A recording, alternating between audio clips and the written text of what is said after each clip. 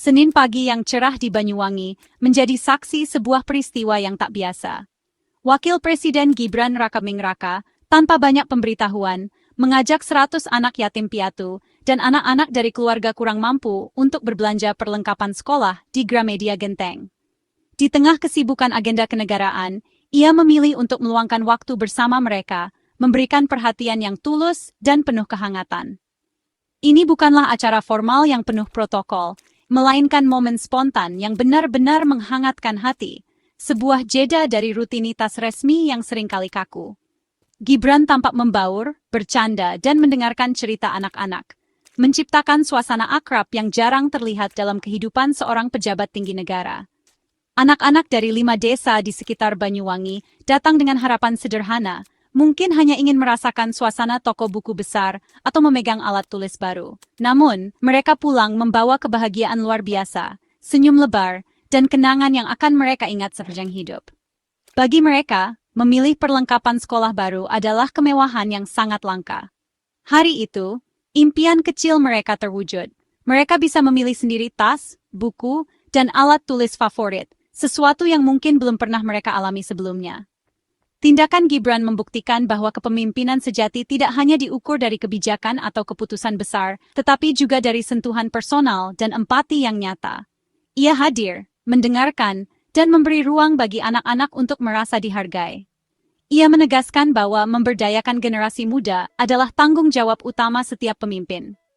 Kebaikan kecil, seperti mengajak anak-anak berbelanja perlengkapan sekolah, bisa menciptakan dampak besar yang menginspirasi dan memotivasi mereka untuk bermimpi lebih tinggi.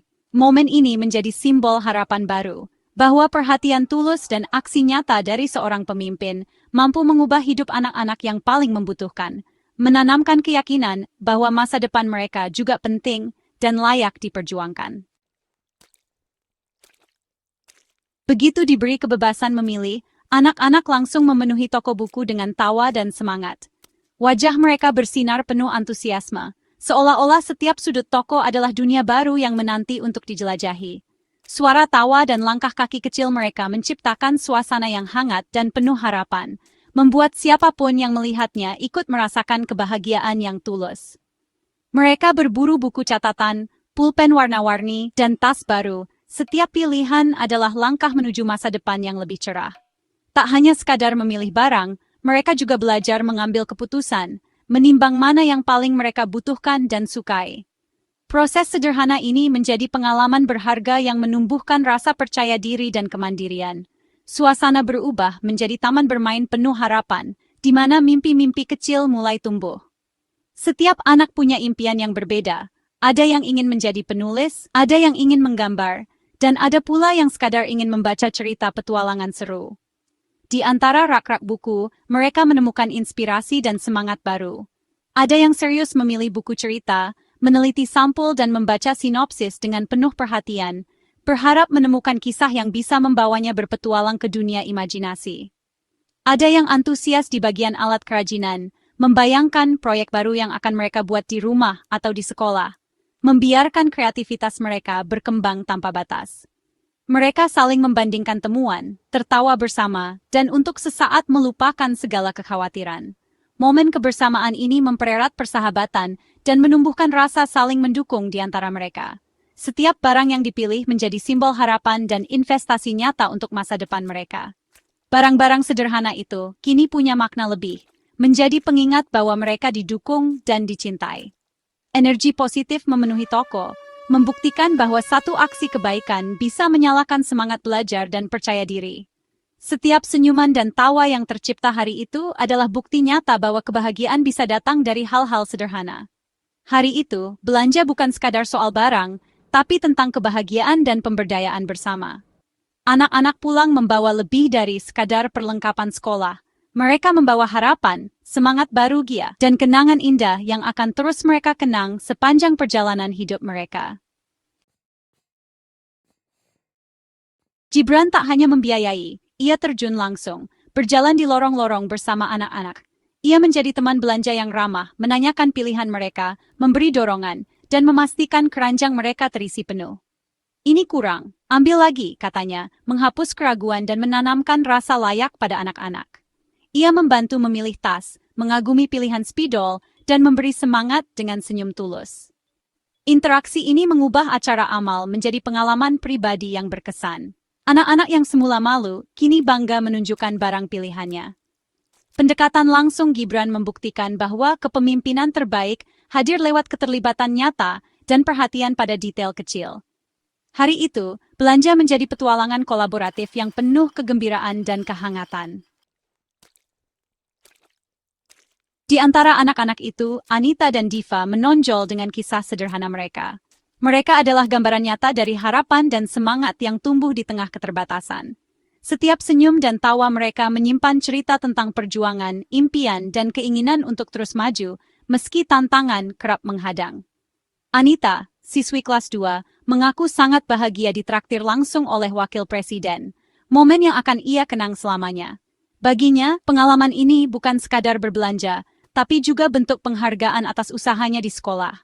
Ia merasa diperhatikan dan dihargai, sehingga semangat belajarnya semakin tumbuh. Anita pun bercerita, ia ingin menjadi guru agar bisa membagikan kebahagiaan yang sama kepada anak-anak lain di masa depan. Diva, kelas 5, memilih glue gun untuk proyek kerajinan, membuktikan bahwa program ini juga mendukung kreativitas, bukan hanya kebutuhan akademik. Ia ingin membuat karya seni yang bisa dipamerkan di sekolah. Diva merasa senang karena bisa memilih sendiri alat yang ia butuhkan, dan itu membuatnya semakin percaya diri untuk mengembangkan bakatnya. Ia berharap suatu hari nanti bisa menjadi seorang desainer atau seniman.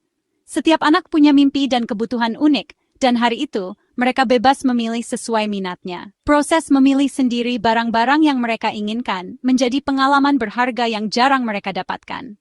Mereka belajar mengambil keputusan, bertanggung jawab, dan mengenal lebih dalam apa yang benar-benar mereka butuhkan. Kebebasan ini menumbuhkan rasa percaya diri dan penghargaan pada diri sendiri. Anak-anak merasa lebih berani untuk bermimpi dan berusaha, karena mereka tahu ada yang mendukung dan mempercayai mereka. Rasa bangga terpancar dari wajah mereka saat memamerkan pilihan masing-masing. Testimoni mereka adalah bukti nyata bahwa dukungan emosional dan kebebasan memilih sama pentingnya dengan bantuan materi. Mendengarkan cerita mereka membuat kita sadar bahwa perhatian dan kesempatan kecil bisa membawa perubahan besar dalam hidup seorang anak. Perlengkapan baru menjadi simbol awal yang segar, penuh janji dan motivasi.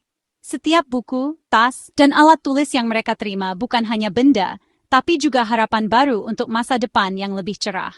Suara bahagia mereka menegaskan, kebaikan sederhana bisa meninggalkan kesan mendalam dan abadi. Melalui program ini, anak-anak belajar bahwa mereka berharga dan layak mendapatkan kesempatan untuk bermimpi setinggi-tingginya. Yang membuat momen ini istimewa adalah spontanitasnya, bukan bagian dari agenda resmi Wakil Presiden. Di tengah jadwal padat, Gibran memilih keluar dari protokol demi terhubung langsung dengan masyarakat. Tindakan ini menunjukkan kepemimpinan yang empatik dan fleksibel, mampu beralih dari isu besar ke perhatian pada individu. Gestur spontan ini terasa tulus, mengingatkan bahwa kekuatan bangsa juga dibangun dari kebahagiaan anak-anaknya.